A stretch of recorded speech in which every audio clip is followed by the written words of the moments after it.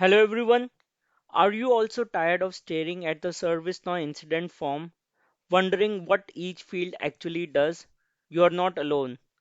In this video, we will demystify every essential field so that you can streamline your incident management process, and I will transform you into a ServiceNow incident form expert. I will take you through each and every incident field so that you understand the incident form end to end. Welcome to my YouTube channel. My name is Hardit Singh, and if you're liking my content, please subscribe to my channel and don't forget to hit that like button. Let's go to ServiceNow and open our incident form. I'm in my ServiceNow instance, and if you haven't got your own personal instance yet, I have created a separate video on how to procure or get your own ServiceNow instance. The link is in the top right corner and in the description as well. So once you get your own personal instance, you can go to the incident form by typing incident here, and then under incident, click on all. This will show you the list of all the incidents which are in your ServiceNow instance. Let's click randomly on any of the incident. You can do it on your own ServiceNow instance as well parallelly. I will just remove this application navigator to make more space. Now we are presented with many fields, and this can be overwhelming for someone who is new to the system, who is new to the ITSM world, ITIL world, and they can get overwhelmed and they can just stop learning there itself. It can be very boring, or it can be very difficult for them to take a hold of all these fields. So let's go ahead and learn about these fields one by one. The first one is the number field. So it's just a unique field, a unique incident number assigned to every incident. This is generated by ServiceNow, so you don't have to do anything in that. So every time you click on new incident, it will generate a new number. It is just like when you call a help desk and they take down your request or take down your issue, they give you a number. So this is the similar number which is generated on ServiceNow system. You can imagine yourself calling at a help desk, and the help desk person is actually working on ServiceNow, and they create a new incident for you and they will give you this incident number. This will be always unique. Second is the caller. Caller is the one who is calling about this incident. This is the person who is actually facing the issue. They will tell about their incident, or they will tell about their issue, what's going on, if they are able to log in into their laptop or not, their server is not working, and so on.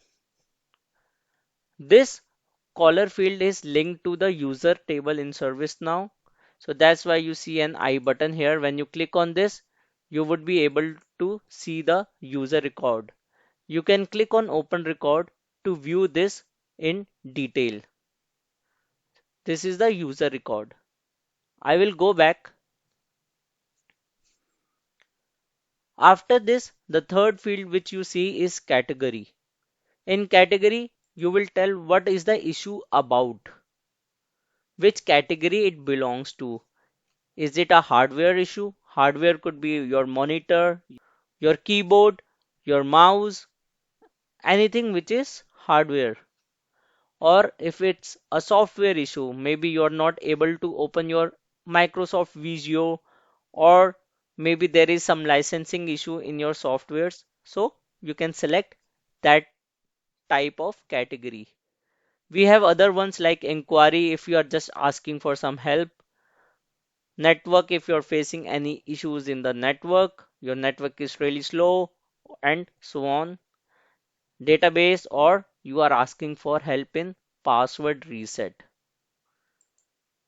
Then comes subcategory, and as the name says, within category what exact issue you are facing.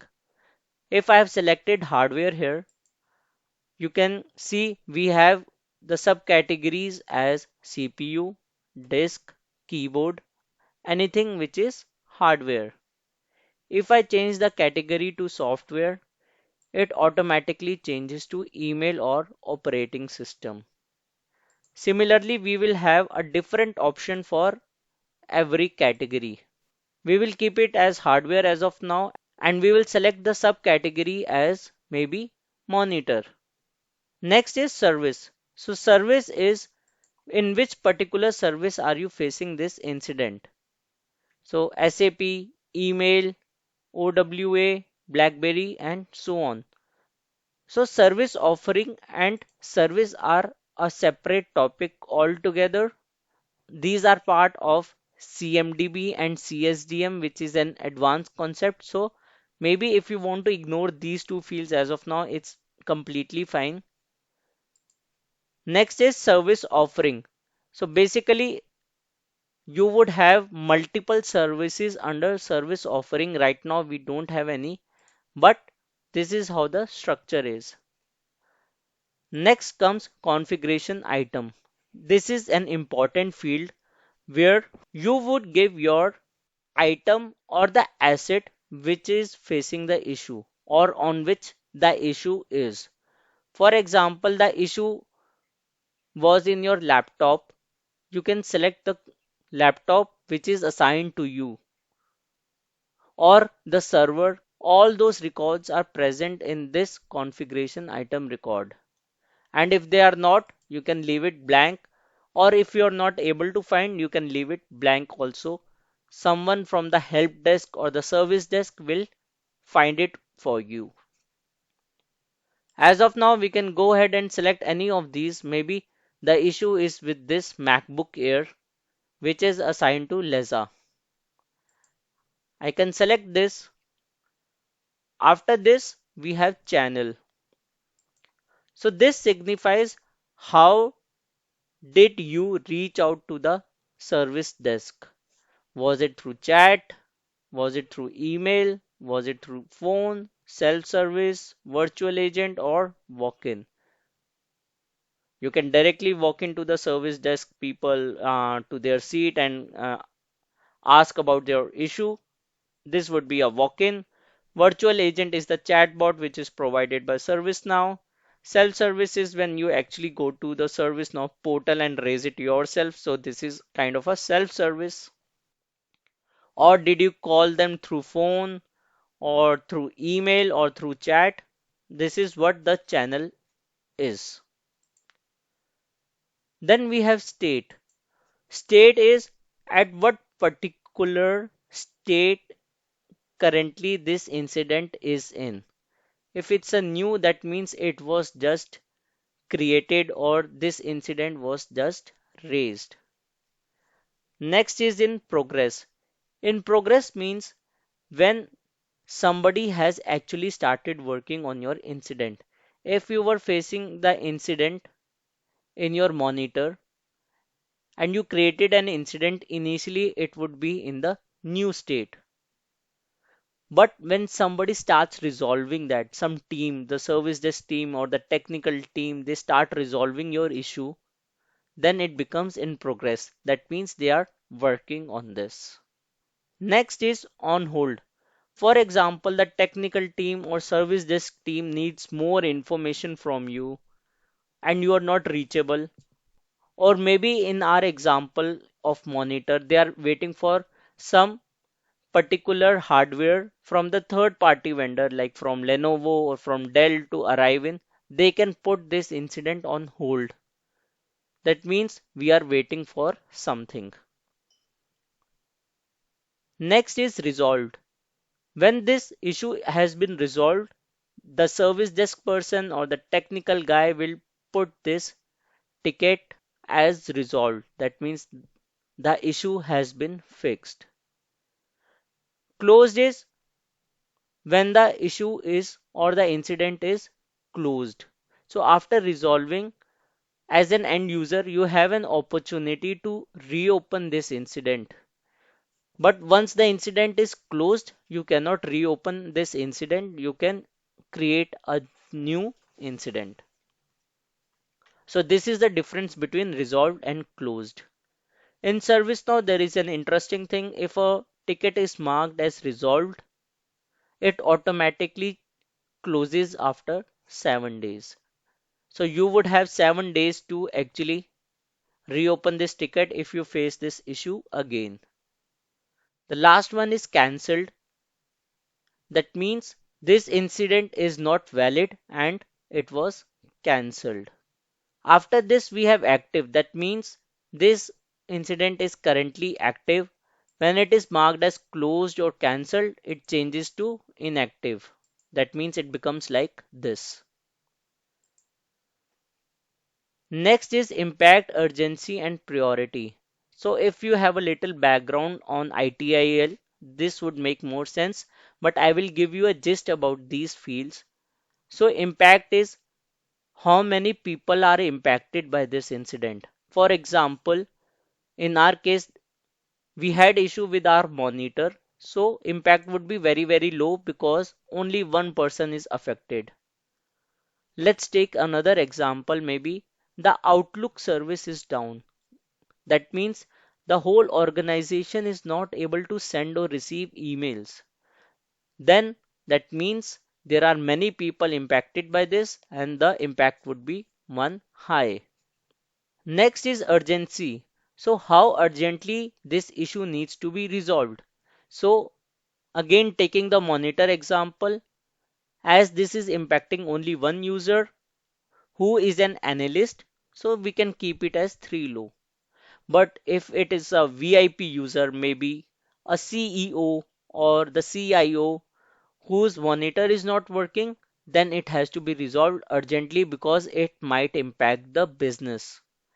So in that case, the impact would be 3, but the urgency would be high. And you would have noted here, this priority automatically changed to 3 moderate. What does that mean is impact and urgency are directly related to priority. So if I select one impact, it changes the priority to one critical. And when there is a one critical incident, that means the whole organization is facing this issue, or this issue might be in a very, very critical application. Let me take another example here. It could be Amazon.com website which is down. And when Amazon.com goes down, it would be a one critical issue because all the users are facing the issue and it is impacting their business also. Their revenue will go down if their website is down. The trust of the customer would be affected because if they think the Amazon.com website goes often, then they might not shop from there and they can shop from some alternate website which is more dependable. That's why it becomes as one priority or one critical. And according to this priority, the incident has to be resolved. So if it's a one critical, it has to be resolved as soon as possible, obviously. And if it's a too high, for example, it could be resolved within like couple of hours. And if it's a three moderate, it could be resolved maybe in 1 day or 2 days. And if it's a priority 4, maybe it could be resolved in 4 or 5 days and so on. So that is the significance of priority, how soon you want to fix this incident. Next is the assignment group. This is the actual team which is working on this incident. In our example, the category was hardware, so we had put the assignment group as hardware. Maybe for some other issue, there could be some specific technical team. In actual scenarios or when you implement incident in your organization, the name would obviously be different according to your organization policies, but the assignment group field would have the team name which is actually working on this incident. Again, if you see, this is a reference field like the caller field, like the configuration item field, and you can click on I and check which particular team is working on this, what is their details, who is their manager, who is part of this group. You can see that. After this, within this group, which particular person is working on this incident? If I click on here, you would see there are 7 people who are part of this team. 6 other people would be working on some different issue, and maybe Beth is the one who is working on this incident. So within this assignment group, which particular service desk person or the team member is working on, it would have that information. Next, we have short description. Short description signifies what issue you are facing in few words. In our example, we can change it to I am not able to switch on my monitor. That's it. In the description, you will explain it in detail what exact is the issue. So when I am trying to switch on my monitor, it doesn't switch on, it keeps showing the black screen. And maybe more details also, like I am connected to electricity. You would put more details so that the person who is working on this incident has as much as information they need. Next is related search. So this field was introduced couple of years ago, where we have information from the catalogs or the knowledge articles. Just to keep it simple, I will make it as knowledge articles, and to explain you in few words, these are some articles written in ServiceNow which can help resolve this issue. Maybe yourself or the service desk person can refer to these. Okay, so these are issues which have been already faced by some other person, and they might be useful for you. You can go ahead and use these articles and attach these articles to this incident and resolve the incident yourself, or it might be helpful for the service desk person as well. Next, we have this section. This is called a section in ServiceNow. So the first section is notes. When you click on notes, we have different fields like the watch list. So these are the people whom you want to keep in loop if anything is updated on this incident. You can click on this lock button and add as many people as you want. If I want to keep Christopher in the loop, and if I want to keep Benjamin in the loop, so every time this incident has some update, these people will also be notified that there is some update in the incident. Next, we have work notes list. So this is a similar field for the users who are interested in the work notes. So if anything is updated in the work notes, which I will explain you in a bit, they want to be notified on every time the work notes is updated.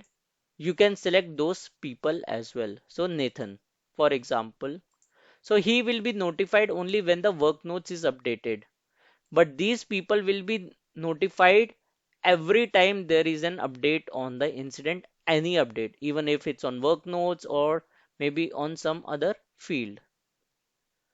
Next is work notes. Now, if this technical person or the service desk person is working on this incident, they might want you to keep updated that yes, we are working on this incident. For example, we have identified the issue. So they will say that we have identified the issue. We are working with Dell to resolve this. Okay. So this is the work notes. If I save this, you would see it has moved to the activities. So if I scroll down, you can see these are the activities and these cannot be deleted. So once you put something in the work notes, it cannot be updated. Next is additional comments, and it says customer visible. That means As a service desk person or as a technical guy, if you want to update your end user on something, like we will resolve this incident in the next week. So he will be notified that this incident would be resolved in the next week. So this is for the end user. You can see additional comments. These work notes are for the technical person who are working on these tickets. End users can also come and access this screen if they have access, which is the ITIL role, which is a separate topic, but they can also come and see these work notes. But if they have access only to the portal from where they use self-service to raise this ticket, they would see only these additional comments. So this is very critical because the customers would want to see some progress in their tickets, and as a technical guy or as a service desk person you should keep updating these additional comments so that the customer knows that you are working on something. On activities we see all these things which have been updated in our incident. Let's maybe go ahead and change the priority to 3, and if I save this and I'll put some notes changing priority, when I'm doing this you would see these activities are also updated. So activities keep track of what was updated at what time by whom as well. So system administrator changed the priority from 4 low to 3 moderate, and they added a work note as well. Moving on, if I take you to the bottom of the screen, these are the SLAs. So this is service level agreement. So if you remember, I told you the incident has to be resolved according to the priority, how urgently or how soon this incident should be resolved. So this is what it says. If it's a priority 3 incident, it should be resolved in 4 days. If it's a priority 4, then it should be resolved in 2 days and so on. So it depends on the agreement between the customer and the service desk team. It's altogether again a very broad concept. Why do we have SLAs? What is this agreement and all these things? So a separate topic, but just for an overview, how soon this should be resolved. And you see here business elapsed percentage. That means it is 450% above the stipulated time that this incident should have been resolved. Next is affected CI. So this is the one which was affected, the configuration item. So this is the affected CI. There could be more CIs which could be affected, or you can say more items which are affected by this incident. Then what's the impact on any other service? So for example, if a hardware which is a server was down and there were 10 applications which were installed on that which were running, so these services or would have been added here automatically if there is an automation. If there is no automation, then the service desk person or the technical team will actually add them manually. The last field which we see here is child incident. The child incident is if there are different incidents raised for the same issue. So we took one example where all the organization is facing an issue that they are not able to send or receive emails. So there could be 10 people who have raised the same incident, or there could be thousands of people who have raised the same incident. So we can link all of those incidents by clicking on edit, or if you want to create a new incident, a new child incident, you can do it from here also. So if I click on edit, for example, and I want to add maybe a random incident as a child, I will save this, and you would see this incident has been linked to this parent incident. Now, what's the advantage of adding these child incidents? So one advantage is when you are closing this incident or resolving this incident, these child incidents will automatically be resolved. So you don't have to manually go and resolve each one of them. And if it is configured in your ServiceNow also. So depends on that also. So let's go and progress this ticket. So for example, Beth Anglin is working on this incident. It's in progress and she resolves this incident. So she has resolved this incident and you would see a new tab has came up here, resolution information showing as mandatory. So you will have to tell here how did you resolve this incident? Was it using some knowledge article? And what was the resolution code? How this was resolved? So you can say solution provided, known error, duplicate, and so on. You can say as of now, solution provided, and what were the notes? So you can say we connected with Dell vendor and replaced the laptop. Okay. After this, you can save this. So once you save this incident, that means it is resolved. And you would see these two fields got automatically populated. So whosoever is resolving this incident, their name comes up here. So I resolved because I am logged in as system admin. So that's why my name came in. Ideally, it should have been Beth Angling, but let's ignore that for a moment. And at what time this was resolved. There is one tab which I missed actually, the related records. So if there are any other records which are related to this incident, like the parent incident, the problem. So if you know about ITL again, if there is any problem related to this, it would be mentioned here. Any change request. So when you are fixing an incident, like restarting a server, right? So you would have to raise a change request for that. You cannot go directly and restart a production server, right? So you will have to raise a change request for that, and then you will have to link that change request here if it is required. And if it is not, you can see we had just closed this incident caused by change. So when you were restarting your server, we are taking the same example. So when you were restarting your server, there could be an issue that you were not able to restart the server because of some reason. Because of a change, there was an incident, and that would be mentioned here because there was a change which was being implemented and that caused an incident or an issue, and you can mention that here. One more thing you would see here as an admin, I can see this that you can reopen the incident which I had told you because it's currently in the resolved state, and you can directly close this incident. But this incident will auto close itself after 7 days also.